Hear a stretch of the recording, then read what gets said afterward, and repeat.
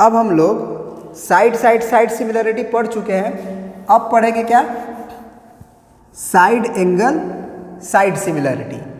Side angle side similarity को पहले समझो, ये डेफिनेशन नहीं है, ये डेफिनेशन नहीं है, ये साइड का डेफिनेशन था। साइड एंगल साइड का क्या है देखो जरा, जैसे ए बी सी था और ये आपका याद होगा डी ई एफ था, इसको और छोटा कर देते हैं,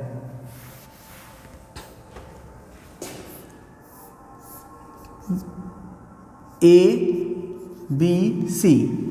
अब साइड एंगल साइड सिमिलरिटी का क्या मतलब है कि एंगल बीच में है ना, साइड और साइड के बीच में एंगल है ना,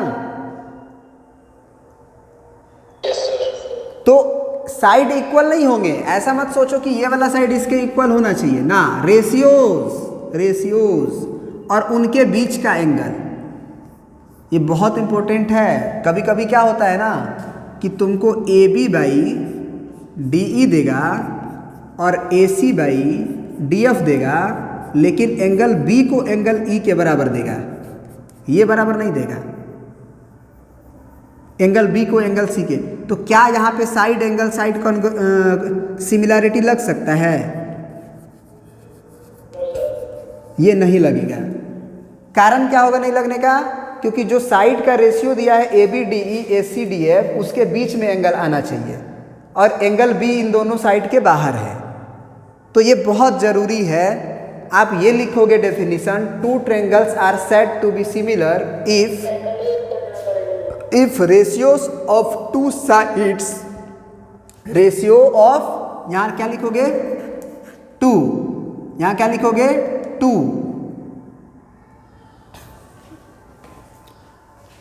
यहाँ लिखोगे ratio of two corresponding sides are equal and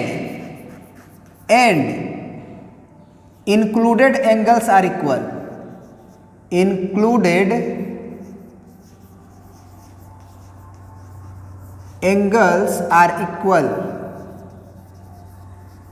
समझ गए?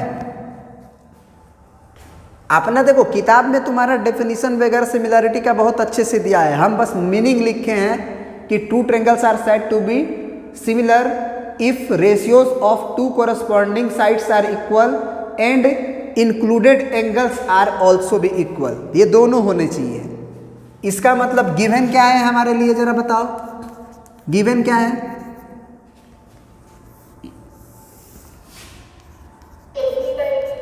ए B by D E is equal to A C by D F and angle A is equal to angle D, angle A is equal to angle D. Proof to proof क्या है कि triangle A B सी जो होगा वो similar होगा triangle D E F के। अब बताओ कि इसमें हमको कोई भी अगर प्रूफ कर दें, तीनों साइड्स का रेशियो ही बराबर प्रूफ कर दें, या तीनों कॉरस्पॉन्डिंग एंगल्स को इक्वल प्रूफ कर दें, तो हम दोनों ही अब प्रूफ कर चुके हैं, दोनों ही अब अगर हम प्रूफ कर चुके हैं कि साइड साइड सिमिलरिटी भी होता है, एंगल एंगल एंगल सिमिलरिटी भी होता है, एंगल एंगल भी सिमिलरिटी भी होता है, तो तीनों में से कोई भी कर दे प्रूफ, तो क्या इन ट्रायंगल्स को हम सिमिलर नहीं प्रूफ कर देंगे? प्रूफ नहीं बोल देंगे? बोलो। ठीक है, तो ये बात अपना देखो, अपना एम्बिशन दिमाग में रखना पड़ेगा, क्योंकि हमको पहुंचना जहां है वो मेरे दिमाग में रहेगा, तब ना हम रास्ता तय करेंगे उसके अकॉर्डिंग। मंजिल पता ही नहीं है, घर से निकल चुके हैं तो घूमते रहेंगे, थक जाएंगे। मेरी मंजिल है या तो आप एंगल ए बराबर एंगल डी कर दो, एंगल बी बराबर एंगल ई कर दो, एंगल सी बराबर एंगल एफ कर दो, या A B by D E is equal to तीनों ratio B C by E F is equal to A C by D F. तो इसमें से 2 तो दिया ही हुआ है, बस तीसरे को बराबर करना है। ठीक है, सेम कंस्ट्रक्शन ए बी के लेंथ के बराबर क्या करेंगे, डी पी काटेंगे एंड ए सी के बराबर डी क्यू काटेंगे एंड ज्वाइन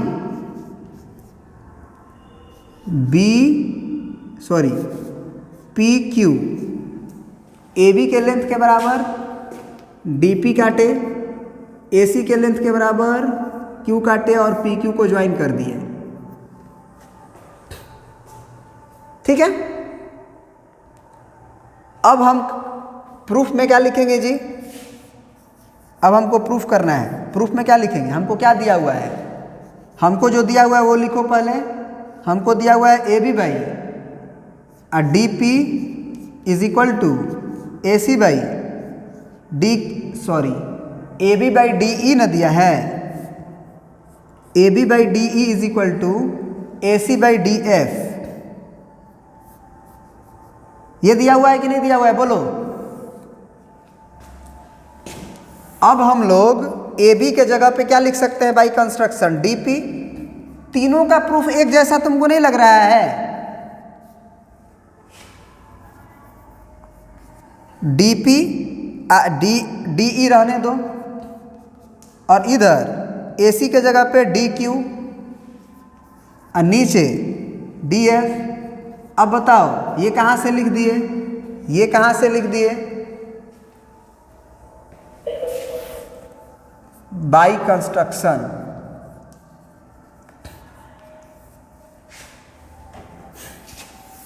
अब जरा आप हमें बताएं कि इतना से अगर ध्यान से देखा जाए, बस उधर वाले triangle D P by D E, D P by D E और D Q by D F, D Q by D F, तो क्या by converse of Thales theorem क्या होगा जी,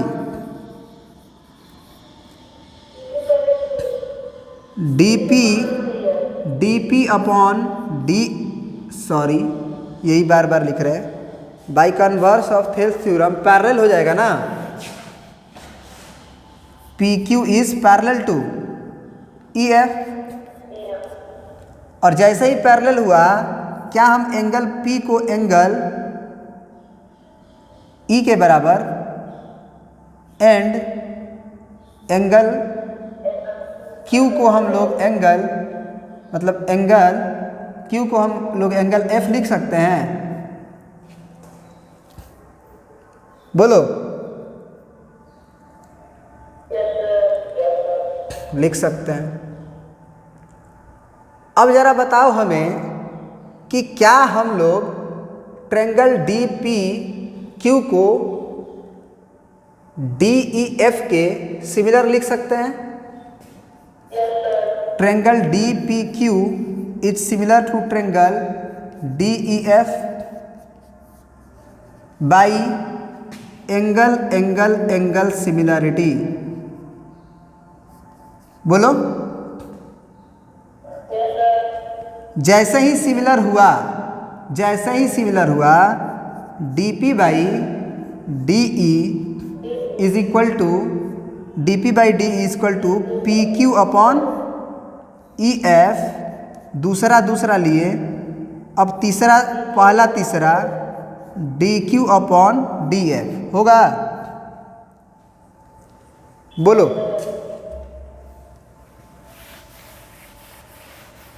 अगला समझना, फिर वही कहानी, डीपी के जगह पे हम क्या लिखेंगे,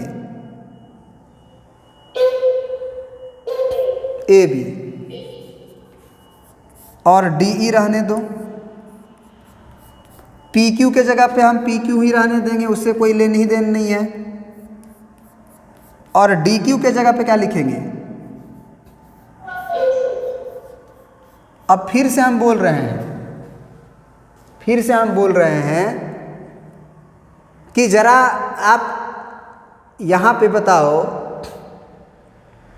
कि क्या हम लोग BC को PQ के इक्वल कर सकते हैं। अरे यार इसको करने की ज़रूरत ही नहीं थी, साइड एंगल साइड से तो ये दोनों कॉन्ग्रुएंट था ही, फालतू कर दिए, ये झूठ-मूठ का फालतू कर दिए। एंगल ए एंगल डी के बराबर नहीं दिया था। अरे एंगल ए बराबर एंगल डी दिया था आपको, एंड आपने ए बी को बराबर कंस्ट्रक्शन से डी पी के किया था, और ए सी को आपने बाई कंस्ट्रक्शन डी क्यू के बराबर किया था। इतना इंफॉर्मेशन से हम क्या बोल सकते हैं, by side angle side congruency triangle A B C is congruent to triangle D P Q. This imply B C का जो लेंथ है वो पी क्यू के बराबर होगा। बोलो, उसका भी जरूरत नहीं था, BC का लेंथ PQ का बराबर करने की भी जरूरत नहीं था। इतना कॉन्ग्रुएंट हो जाने के चलते क्या एंगल जो B है वो एंगल P के बराबर होगा? जो एंगल C है हमारा, क्या वो एंगल Q के बराबर होगा? और यहाँ देखो, इसको मान लो इक्वेशन नंबर 1, अगर 1 कहीं यूज नहीं किए हो तब, इस पूरे को मान लो इक्वेशन नंबर 2। अब इक्वेशन 1 को देखो, P जो है वो E के बराबर है और P ही B के बराबर है, तो P को काट दो। तो फ्रॉम 1 एंड 2 हम कह सकते हैं कि जो हमारा एंगल E जो है वो एंगल B के बराबर होगा, मतलब B बराबर एंगल E। उसी तरह से QC के बराबर है और Q ही F के बराबर है, तो एंगल C जो होगा वो एंगल F के बराबर होगा। और इतना तो यहाँ से आया, एंड करके लिख दोगे नीचे, इतना से ही आप लिख दोगे बाई एंगल सिमिलैरिटी।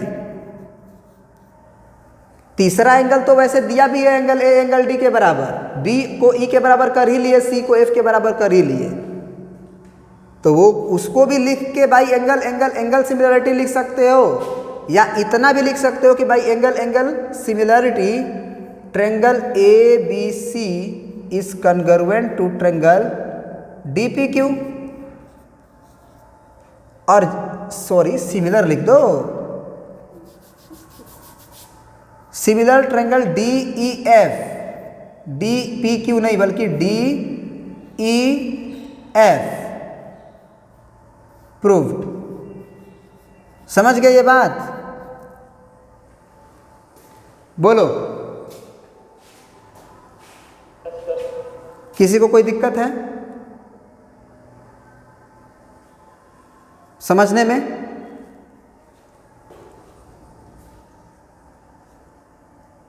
बोलिए।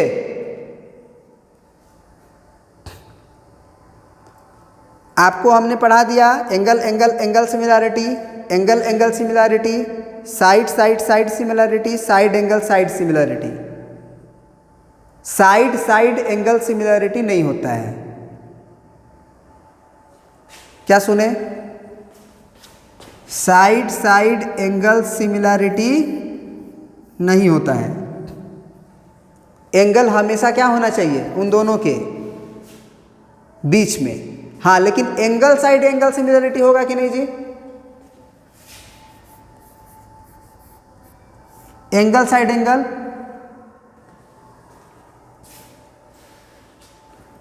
अरे भाई एंगल साइड एंगल तो होगा भी नहीं, क्योंकि एक साइड का रेशियो किसके साथ लोगे? नहीं समझ रहे हो? वो दो एंगल से ही बराबर हो जाएंगे, सिमिलर हो जाएंगे। अगर तुम समझने का कोशिश करो तो अगर तुम बोल रहे हो कि एंगल साइड एंगल सिमिलैरिटी, तो तुम खुद सोचो कि तुम क्या बोल रहे हो। तुम खुद सोचो क्या बोल रहे हो। ये ए है, ये बी है, ये सी है, ये डी है, ये ई है, ये एफ है। आप दो एंगल को बराबर कह रहे हो ना, एंगल बी को एंगल ई के बराबर, एंगल सी को एंगल एफ के बराबर कह रहे हो कि नहीं कह रहे हो?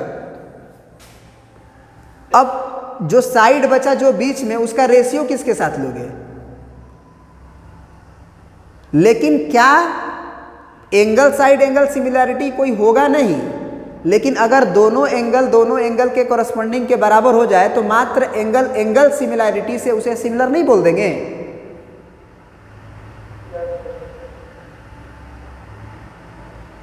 एंगल साइड एंगल सिमिलरिटी होता नहीं है, लेकिन मात्र उसे दो एंगल के ही बराबर हो जाने से इसे सिमिलर प्रूफ कर सकते हैं।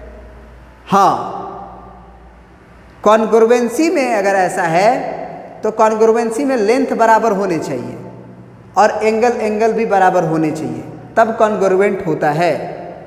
लेकिन सिमिलैरिटी में तो कोई मतलब ही नहीं है एक साइड का, क्योंकि वो साइड का कहानी रेशियो के साथ होता है और एंगल्स हमेशा इक्वल से मिलाया जाता है। एंगल बराबर से मिलाया जाता है और साइड रेशियो से मिलाया जाता है कि रेशियो बराबर आ रहा है कि नहीं। आई होप कि ऑल अबाउट सिमिलैरिटी थ्योरम जो है हमने प्रूफ कर दिया है। और भी थ्योरम्स हैं, बहुत मज़ा आने वाला थ्योरम है, उसको भी हम लोग लेंगे। लेकिन अब जो है अगले 2-3 क्लास या 1-2 क्लास खाली क्वेश्चन आप लोग बनाएं और भेजें, ठीक है? उसी को हम लोग डिस्कस करेंगे 2 दिन कम से कम। उसके बाद फिर कुछ थ्योरम्स आएंगे अच्छे। उसके बाद फिर पाइथागोरस थ्योरम भी पढ़ेंगे। एक थ्योरम आता है कि दो ट्रायंगल्स हैं, वो सिमिलर हैं, तो उनके एरियाज का रेशियोज जो होगा उनके कॉरस्पॉन्डिंग साइड्स के रेशियो के स्क्वायर के बराबर होगा। ये भी एक थ्योरम है। या फिर अगर दो ट्रायंगल, दूसरा बोल रहे हैं, दो ट्रायंगल अगर सिमिलर होगा तो उनके एरियाज का रेशियो उनके कॉरस्पॉन्डिंग अल्टीट्यूड के स्क्वायर के बराबर होगा। फिर दो सिमिलर ट्रायंगल्स के एरियाज का रेशियो उनके करस्पॉन्डिंग एंगल बाइसेक्टर्स के स्क्वायर के बराबर होगा, या फिर कॉरस्पॉन्डिंग मीडियंस के स्क्वायर के बराबर होगा। सब चीज के बराबर हो जाता है अगर दोनों ट्रायंगल सिमिलर हैं तब। एंगुलर बाइसेक्टर के स्क्वायर के भी बराबर हो जाएगा एरिया, दोनों का एरिया का रेशियो। एरिया बराबर नहीं होगा क्योंकि एक छोटा एक बड़ा है, एरिया का रेशियो की बात कर रहे हैं। एरियाज का रेशियोज जो होगा वो बराबर हो जाएगा कॉरस्पॉन्डिंग साइड्स के रेशियोज के स्क्वायर के, कॉरस्पॉन्डिंग मीडियंस के स्क्वायर के, कॉरस्पॉन्डिंग अल्टीट्यूड के स्क्वायर्स के, ठीक है? ये सब चीजें।